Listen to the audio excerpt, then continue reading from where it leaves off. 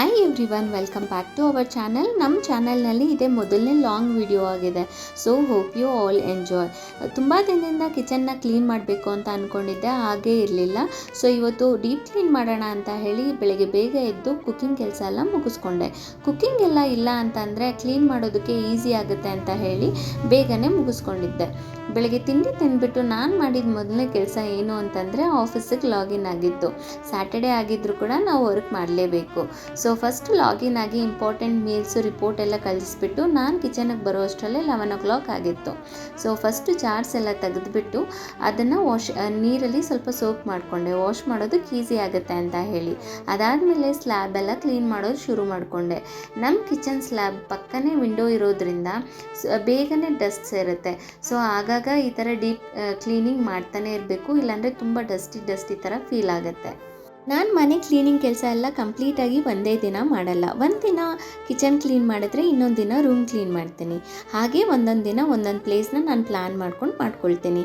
ಗನಿ ಅಮ್ಮನ ಮನೆಗೆ ಹೋಗಿರೋದ್ರಿಂದ ಅವಳು ಬರೋ ಅಷ್ಟರಲ್ಲೇ ನನ್ನ ಕೈಯಲ್ಲಿ ಏನೇನು ಪೆಂಡಿಂಗ್ ಕೆಲಸ ಇದೆಯೋ ಅದನ್ನೆಲ್ಲ ಮುಗಿಸ್ಕೊಳ್ಳೋಣ ಅಂತ ಹೇಳಿ ಒಂದೊಂದು ದಿನ ಒಂದೊಂದು ಕೆಲಸ ಮುಗಿಸ್ಕೊಳ್ತಾ ಇದ್ದೀನಿ.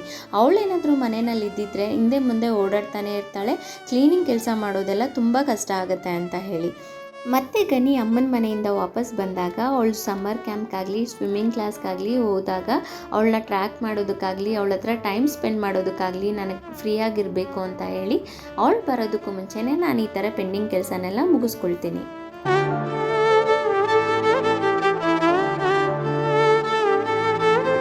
ಸ್ಲ್ಯಾಬ್ ಎಲ್ಲ ಒರೆಸ್ಬಿಟ್ಟು ಹಾಗೆ ಕಿಚನ್ ಮೆಸ್ನ ವಾಶ್ ಮಾಡಿ ಡ್ರೈ ಮಾಡೋದಕ್ಕೆ ಹಾಕಿಬಿಟ್ಟು ಹಾಗೆ ಜಾರ್ಸ್ ಎಲ್ಲ ವಾಶ್ ಮಾಡ್ಕೊಳ್ತಿದ್ದೆ. ಇವತ್ತು ಡೀಪ್ ಕ್ಲೀನ್ ಮಾಡ್ತೀನಿ ಅಂತ ಹೇಳಿ 2 ದಿನ ಮುಂಚೆ ಅಡ್ವಾನ್ಸ್ ಆಗಿ ಮನೆಗೆ ಏನೇನು ಬೇಕೋ ಕಂಪ್ಲೀಟ್ ರೇಷನ್ನ ನಾನು ತಂದಿಟ್ಟಿದ್ದೆ. ಇದನ್ನೆಲ್ಲ ಮಾಡಬೇಕಾದ್ರೆ ಹಾಗೆ ಅದನ್ನು ಹಾಕಿ ಆರ್ಗನೈಸ್ ಮಾಡಿ ಎತ್ತಿಡೋದಕ್ಕೆ ಕರೆಕ್ಟಾಗಿರುತ್ತೆ ಅಂತ ಹೇಳಿ. ಯೂಶಲಿ ಒಂದು ಜಾರ್ ಖಾಲಿ ಆದರೂ ಕೂಡ ಇಮಿಡಿಯೇಟಾಗಿ ವಾಶ್ ಮಾಡಿ ರೀಫಿಲ್ ಮಾಡ್ಕೊಳ್ತಿದ್ದೆ. ಈ ಸತಿ ಸ್ವಲ್ಪ ಬ್ಯುಸಿ ಇದ್ದಿದ್ದರಿಂದ ಹಾಗಾಗೇ ಇಟ್ಟಿದ್ದೆ, ನನ್ನ ಕೈಯಲ್ಲಿ ಮಾಡ್ಕೊಳಕ್ಕಾಗಲಿಲ್ಲ. ಸೊ ಇವತ್ತು ಒಂದೇ ಸತಿ ಮಾಡಿದಾಗ ನನಗೆ ತುಂಬ ಕೆಲಸ ಮಾಡ್ತಿದ್ದೇನೇನೋ ಅಂತ ಫೀಲ್ ಆಗ್ತಿದೆ. ಈ ಥರ ಎಷ್ಟೇ ಕ್ಲೀನ್ ಮಾಡೋದಾಗಿರಲಿ, ಎಷ್ಟೇ ಪಾತ್ರೆ ತೊಳ್ಕೊಂಡು ಎಲ್ಲ ಆರ್ಗನೈಸ್ ಮಾಡೋದಾಗಿರಲಿ, ಫುಲ್ ಡೇ ಕೊಟ್ಟರು ನಾನು ಅದನ್ನು ಕುತ್ಕೊಂಡು ಮಾಡ್ತೀನಿ. ಬಟ್ ಅಡುಗೆ ಮಾಡೋ ಕೆಲಸ ಮಾತ್ರ ನನ್ನ ಕೈಯಲ್ಲಿ ಆಗಲ್ಲ. ಆ ಅಡುಗೆ ಮಾಡೋದ್ರಲ್ಲಿ ನಾನು ಸ್ವಲ್ಪ ಸೋಂಬೇರಿ. ಅದಕ್ಕೆ ನಾನು ಕುಕ್ಕಿಂಗ್ ಕೆಲಸಕ್ಕೆಲ್ಲ ಬೆಳಗ್ಗೆ ಒಂದು ಸತಿ ಬಂದರೆ ಕಂಪ್ಲೀಟ್ ಕೆಲಸನ ಮುಗಿಸ್ಕೊಳ್ಳೋವರೆಗೂ ಹೊರಗಡೆ ಹೋಗಲ್ಲ. ಇನ್ ಕೇಸ್ ಏನಾದರೂ ನಾನು ಬ್ರೇಕ್ ಕೊಟ್ಟರೆ ಆ ಕೆಲಸನ ನಾನು ಮತ್ತೆ ಕಂಪ್ಲೀಟ್ ಮಾಡೋದಕ್ಕೆ ನನಗೆ ಹರಸಾಹಸ ಆಗಿಬಿಟ್ಟಿರುತ್ತೆ. ಕಿಚನಲ್ಲಿ ಸ್ಟೋರೇಜ್ ಕಂಟೈನರ್ ಆಗಲಿ ಜಾರ್ಸ್ ಆಗಲಿ ಎಲ್ಲನೂ ನಾನು ಪ್ರತಿಯೊಂದು ನೋಡಿ ತೊಗೊಂಡಿರೋದು. ಈ ಚಿಕ್ಕ ಜಾರ್ಸ್ನೆಲ್ಲ ನಾನು ಮೀಶೋದಲ್ಲಿ ತೊಗೊಂಡ್ರೆ, ದೊಡ್ಡ ಗ್ಲಾಸ್ ಜಾರ್ನೆಲ್ಲ ನಾನು ಡಿಮಾರ್ಟಲ್ಲಿ ತೊಗೊಂಡಿದ್ದೀನಿ. ಹಾಗೆ ಉಪ್ಪು ಹುಣ್ಸೆಹಣ್ಣು ಹಾಕೋ ಜಾರ್ನೆಲ್ಲ ಬಂದು ನಾನು ಇಲ್ಲೇ ಲೋಕಲ್ ಶಾಪ್ಸ್ನಲ್ಲಿ ತೊಗೊಂಡಿದ್ದು. ನನ್ನ ಮೈಂಡಲ್ಲಿ ಒಂದು ಐಡಿಯಾ ಸೆಟ್ ಮಾಡಿ ಇಟ್ಕೊಂಡಿರ್ತೀನಿ. ಅದಕ್ಕೆ ಏನೇನು ಬೇಕೋ ಅದನ್ನೆಲ್ಲ ಫಸ್ಟು ಎಲ್ಲ ತೊಗೊಂಡಿಟ್ಕೊಂಡ್ಬಿಟ್ಟು ಅದಾದಮೇಲೆ ನಾನು ಆರ್ಗನೈಸ್ ಮಾಡ್ತೀನಿ. ಸೊ ಈಗ ಎಲ್ಲ ತೊಗೊಂಡಿಟ್ಕೊಂಡಿದ್ದೀನಿ, ಫ್ಯೂಚರಲ್ಲಿ ಆರ್ಗನೈಸ್ ಮಾಡ್ತೀನಿ. ಆಗ ನನ್ನ ಮೈಂಡಲ್ಲಿರೋ ಕಿಚನ್ ಐಡಿಯಾ ಹೇಗಿರುತ್ತೆ ಅಂತ ನೀವು ಫ್ಯೂಚರಲ್ಲಿ ಡೆಕೋರೇಟ್ ಮಾಡಿದಾಗ ನೋಡ್ಬೋದು. ಮೊದಲು ಮನೆಗೆ ಏನೇ ರೇಷನ್ ಐಟಮ್ ಬೇಕಾಗಿದ್ದರೂ ಕೂಡ ಕಂಪ್ಲೀಟಾಗಿ ಎಲ್ಲ ಸೂಪರ್ ಮಾರ್ಕೆಟಲ್ಲೇ ಸಿಗುತ್ತೆ ಅಂತ ಹೇಳಿ ನಾನು ಸೂಪರ್ ಮಾರ್ಕೆಟಲ್ಲೇ ತರ್ತಿದ್ದೆ. ಮಿನಿಮಮ್ 9,000 to 10,000 ಬಿಲ್ ಆಗ್ತಿತ್ತು. ಒಂದು ಸತಿ ಹೀಗೆ ಹೋಲ್ಸೇಲ್ ಶಾಪಲ್ಲೂ ಟ್ರೈ ಮಾಡು ಅಂತ ನಮ್ಮ ಯಜಮಾನರು ಹೇಳಿದ್ರು ಅಂತ ನಾನು ಟ್ರೈ ಮಾಡಿದಾಗ ನಮಗೆ ಬೇಕಾಗಿರೋ ರೇಷನ್ ಐಟಮ್ ಎಲ್ಲ 5,000ಗೆ ಬಂತು. ಇದು ಬಿಟ್ಟು ಬೇರೆ ಏನಾದರೂ ಪರ್ಟಿಕ್ಯುಲರ್ ಐಟಮ್ ಬೇಕು ಅಂದಾಗ ಸೂಪರ್ ಮಾರ್ಕೆಟಿಂದ ತರ್ತೀವಿ. ಈ ಥರ ಓವರಾಲಾಗಿ ನೋಡಿದ್ರು ಕೂಡ ನನಗೆ 6,000 to 7,000 ಕಂಪ್ಲೀಟ್ ರೇಷನ್ ಬಂದುಬಿಡುತ್ತೆ.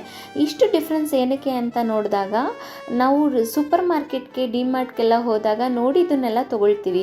ಅದೇ ಹೋಲ್ಸೇಲ್ ರೇಷನ್ ಶಾಪ್ಗೆ ಹೋದಾಗ ನಮಗೇನು ಬೇಕೋ ಅದನ್ನು ಮಾತ್ರ ತೊಗೊಳ್ತೀವಿ. ಈ ಥರ ಸಣ್ಣ ವ್ಯತ್ಯಾಸದಲ್ಲೂ ನಾವು ಇಷ್ಟು ಉಳಿತಾಯ ಮಾಡ್ಬೋದು ಅಂತ ನಾನು ಇದರಲ್ಲೇ ಕಂಡುಕೊಂಡಿದ್ದು.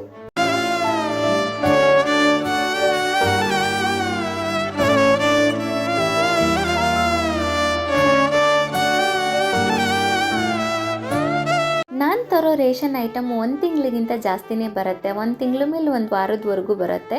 ಹಾಗಾಗಿ ನನಗೆ ಯಾವುದೇ ಯೋಚನೆ ಇರಲ್ಲ. ಒಂದು ಚಿಕ್ಕ ಮಸಾಲ ಐಟಮಿಂದ ಪ್ರತಿಯೊಂದು ಕೂಡ ನನಗೇನೇನು ಬೇಕೋ ನಾನು ಅಡ್ವಾನ್ಸ್ ಆಗಿ ತಂದಿಟ್ಕೊಳ್ತೀನಿ. ಏನಕ್ಕೆ ಅಂದರೆ ನಾನು ವೀಕ್ಲಿ ಮೆನು ಪ್ಲ್ಯಾನ್ ಮಾಡೋದ್ರಿಂದ ಏನೇನು ಐಟಮ್ ಇದೆ, ಏನೇನು ಐಟಮ್ ಇಲ್ಲ, ಏನೇನು ಬೇಕು ಅಂತ ನನಗೆ ಮೊದಲೇ ಗೊತ್ತಾಗುತ್ತೆ. ಇಷ್ಟೆಲ್ಲ ಸಾಹಸ ಮಾಡ್ತಿರೋದು ಏನಕ್ಕೆ ಗೊತ್ತಾ? ನಾವು ಹೊರಗಡೆ ಹೋಟೆಲ್ನಲ್ಲಿ ತಿನ್ನಬಾರ್ದು ಅಂತ. ಮನೆಯಲ್ಲಿ ಎಲ್ಲ ಐಟಮು ಇದ್ದು ವೀಕ್ಲಿ ಮೆನು ಪ್ಲ್ಯಾನ್ ಮಾಡಿದಾಗ 100% ನಾವು ಕುಕ್ ಮಾಡಿಕೊಂಡೇ ತಿಂತೀವಿ, ಹೊರಗಡೆ ಹೋಗೋದು ಆದಷ್ಟು ಕಮ್ಮಿ. ಈ ಥರ ನಾನು ಮಾಡ್ತಾ ಇರೋದು ಲಾಸ್ಟ್ 2 ಮಂತ್ಸಿಂದ. ಈ 2 ಮಂತ್ಸಲ್ಲಿ ಹಾರ್ಡ್ಲಿ 1 or 2 ಟೈಮ್ಸ್ ನಾವು ಹೋಟ್ಲಲ್ಲಿ ತಿಂದಿರ್ತೀವಿ. ಅದು ಕೂಡ ಎಮರ್ಜೆನ್ಸಿ ಮಾಡೋಕ್ಕಾಗ್ತಿಲ್ಲ, ಲೇಟ್ ಆಗ್ತಿದೆ ಅಂದಾಗ ಮಾತ್ರ. ಈ ಸಾಂಬಾರು ಪುಡಿ, ಧನಿಯಾ ಪುಡಿ ಎಲ್ಲ ಆದಷ್ಟು ನಾನು ಅಂಗಡಿಯಲ್ಲಿ ತೊಗೊಳ್ಳೋದು ಅವಾಯ್ಡ್ ಮಾಡ್ತೀನಿ. ನನಗೆ ಇದು ಅಮ್ಮನೇ ಮಾಡಿಕೊಡ್ತಾರೆ. ಅಮ್ಮ ಒಂದು ಸತಿ ಮಾಡಿಕೊಟ್ರೆ ನನಗೆ ಮಿನಿಮಮ್ 6 ಮಂತ್ ಬರುತ್ತೆ, ಹಾಗಾಗಿ ಅದ್ರ ಯೋಚನೆ ಇರಲ್ಲ. ಈ ಕಾಳುಗಳನ್ನೆಲ್ಲ ನಾನು ಯಾವಾಗಲೂ ಗ್ಲಾಸ್ ಜಾರಲ್ಲೇ ಹಾಕ್ತೀನಿ, ಆಗಲೇ ನನ್ನ ಕಣ್ಮುಂದೆ ಇರುತ್ತೆ, ನಾನು ಯಾವುದೂ ಮಿಸ್ ಮಾಡಲ್ಲ, ಕಂಪ್ಲೀಟಾಗಿ ಯೂಸ್ ಮಾಡ್ತೀನಿ ಅಂತ ಹೇಳಿ. ಈಗಿರೋ ಲೈಫ್ ಸ್ಟೈಲಲ್ಲಿ ಸ್ವಲ್ಪನಾದರೂ ನಾವು ಹೆಲ್ದಿಯಾಗಿರಬೇಕು ಅಂತ ಕಿಚನಲ್ಲಿ ಸಣ್ಣ ಪುಟ್ಟ ಚೇಂಜಸ್ ಮಾಡ್ತಾ ಇರ್ತೀನಿ. ಈ ಸತಿ ನಾನು ಮಾಡಿರೋ ಚೇಂಜಸ್ 2. ಒಗ್ಗರಣೆಗೆಲ್ಲ ಗಾಣದಲ್ಲಿ ಮಾಡಿಸಿರೋ ಕಡಲೆಕಾಯಿ ಎಣ್ಣೆನೇ ಯೂಸ್ ಮಾಡಬೇಕು ಅಂತ ಹೇಳಿ ಕಡಲೆಕಾಯಿ ಎಣ್ಣೆ ತಂದಿದ್ದೀನಿ. ಡೀಪ್ ಫ್ರೈಗೆಲ್ಲ ಈಗಲೂ ಗೋಲ್ಡ್ ವಿನ್ನರೇ ಯೂಸ್ ಮಾಡ್ತಿದ್ದೀವಿ. ಹೋಗ್ತಾ ಹೋಗ್ತಾ ಅದನ್ನು ಚೇಂಜ್ ಮಾಡ್ತೀನಿ. ಹಾಗೆ ಇನ್ನೊಂದು ಚೇಂಜಸ್ ಏನು ಅಂತಂದರೆ ಗೋಧಿ ಹಸಿಟ್ಟು, ಜೋಳದ ಹಸಿಟ್ಟೆಲ್ಲ ನಾವು ಬ್ರ್ಯಾಂಡೆಡೇ ತೊಗೊಳ್ತಿದ್ದಿತ್ತು. ಬಟ್ ಈ ಸತಿ ಬಂದು ಇಲ್ಲ, ಮಿಷಿನ್ಗೆ ಹಾಕ್ಸ್ಕೊಂಡು ಅದು ಟ್ರೈ ಮಾಡೋಣ ಅಂತ ಹೇಳಿಬಿಟ್ಟು ಈ ಮಂತು 3 kg 2 kg ತಂದಿದ್ದೀನಿ. ಸೊ ಫೈನಲಿ ನಮ್ಮನೆ ಕಿಚನ್ ಡೀಪ್ ಕ್ಲೀನ್ ಮುಗೀತು. ಕಿಚನಲ್ಲಿ ಏನಾದರೂ ಒಂದು ಐಟಮ್ ಇಡಬೇಕು ಅಂದರೆ ಇಲ್ಲೇ ಇಡಬೇಕು, ಅಲ್ಲೇ ಇಡಬೇಕು ಅಂತ ಏನೂ ಇಲ್ಲ. ನನಗೆ ಎತ್ತೋದಕ್ಕೂ ಇಡೋದಕ್ಕೂ ಎಲ್ಲಿ ಈಸಿ ಆಗುತ್ತೋ, ಎಲ್ಲಿ ತುಂಬ ಕಂಫರ್ಟ್ ಇರುತ್ತೋ ಅಂಥ ಜಾಗನ ನೋಡಿನೇ ನಾನು ಒಂದೊಂದು ಥಿಂಗ್ಸ್ನೂ ಆರ್ಗನೈಸ್ ಮಾಡೋದು. ನಮ್ಮನೆ ಕಿಚನ್ದು ಫೈನಲ್ ಔಟ್ಲುಕ್ ಹೀಗಿತ್ತು. ಕಿಚನ್ ಇಷ್ಟು ಕ್ಲೀನಾಗಿದ್ದಾಗಲೇ ಅಡುಗೆ ಮಾಡೋದಕ್ಕೆ ಎಷ್ಟು ಚೆನ್ನಾಗಿ ಅನಿಸುತ್ತೆ ಗೊತ್ತಾ. ಇಲ್ಲ ಅಂದರೆ ಗಲೀಜಾಗಿದ್ದರೆ ಅದನ್ನೆಲ್ಲ ಕ್ಲೀನ್ ಮಾಡಿ ಅದಾದಮೇಲೆ ನಾವು ಅಡುಗೆ ಮಾಡೋ ಅಷ್ಟರಲ್ಲೇ ನಮ್ಗೆ ಅಡುಗೆ ಕೆಲಸನೇ ಸಾಕು ಅನ್ನಿಸ್ಬಿಡುತ್ತೆ. ಕಿಚನ್ ಎಲ್ಲ ಕ್ಲೀನ್ ಆದಮೇಲೆ ನಾನು ಹೊರಗಡೆ ಹೋಗಿದ್ದೆ ತರಕಾರಿ ತರೋದಕ್ಕೆ. 1 ವಾರಕ್ಕೆ ಏನೇನು ಬೇಕೋ ಆ ತರಕಾರಿನೆಲ್ಲ ನಾನು ಅಡ್ವಾನ್ಸಾಗಿ ತಂದಿಟ್ಕೊಳ್ತೀನಿ. ಏನೇನು ಸೀಸನ್ಗೆ ಏನೇನು ತರಕಾರಿ ಬಂದಿದೆಯೋ ಆ ತರಕಾರಿಗೆ ಫಸ್ಟು ಪ್ರಿಫರೆನ್ಸ್ ಕೊಡ್ತೀನಿ. ಅದ್ರ ಪ್ರಕಾರನೇ ನಮ್ಮ ವೀಕ್ಲಿ ಮೆನೂಸ್ ಎಲ್ಲ ಪ್ಲಾನ್ ಆಗಿರುತ್ತೆ. ಇದ್ರ ಜೊತೆಗೆ ಎಕ್ಸ್ಟ್ರಾ ಆಗಿ ನಾವು ಫ್ರೂಟ್ಸ್ನ ಮಾತ್ರ ಆ್ಯಡ್ ಮಾಡ್ಕೊಳ್ತೀವಿ. ಅದು ಕೂಡ ಸೀಸನ್ಗೆ ಬರೋ ಫ್ರೂಟ್ಸ್ನ ಮಾತ್ರನೇ ಪ್ರಿಫರೆನ್ಸ್ ಕೊಡೋದು. ಈ ಥರ ಮಾಡೋದ್ರಿಂದ ಫುಡ್ನ ನಾವು ಈಸಿಯಾಗಿ ಬ್ಯಾಲೆನ್ಸ್ ಮಾಡೋದಕ್ಕಾಗ್ತಿದೆ. ಹಾಗೆ ತಂದಿರೋ ತರಕಾರಿನೆಲ್ಲ ಸಗ್ರಿಗೇಟ್ ಮಾಡಿಬಿಟ್ಟು ಫ್ರಿಜ್ಜಲ್ಲಿ ಆರ್ಗನೈಸ್ ಮಾಡಿ ಇಟ್ಟಿದ್ದು ಕೂಡ ಆಯಿತು. ನಾನು ಯೂಶ್ವಲಿ ಸ್ಯಾಟರ್ಡೆ ಸಂಡೇಸೇ ಸೊಪ್ಪು, ಅವರೆಕಾಯಿ ಆ ಥರ ಎಲ್ಲ ತಂದು ಇಟ್ಕೊಳ್ತೀನಿ.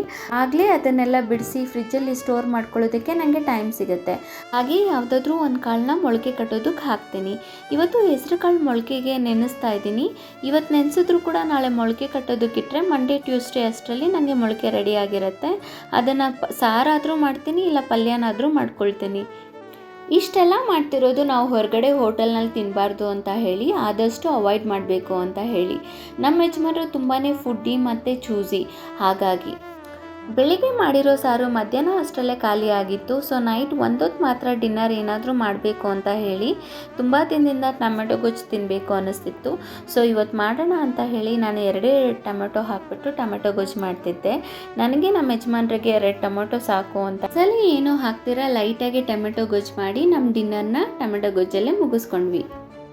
ನಾನು ಮಿನಿ ಬ್ಲಾಗ್ ಪೋಸ್ಟ್ ಮಾಡಿದಾಗಿಂದ ನನಗೆ ಬಂದಿರೋ ಪಾಸಿಟಿವ್ ಕಮೆಂಟ್ಸ್ನೆಲ್ಲ ಓದಿದಾಗ ತುಂಬಾ ಖುಷಿ ಆಗುತ್ತೆ.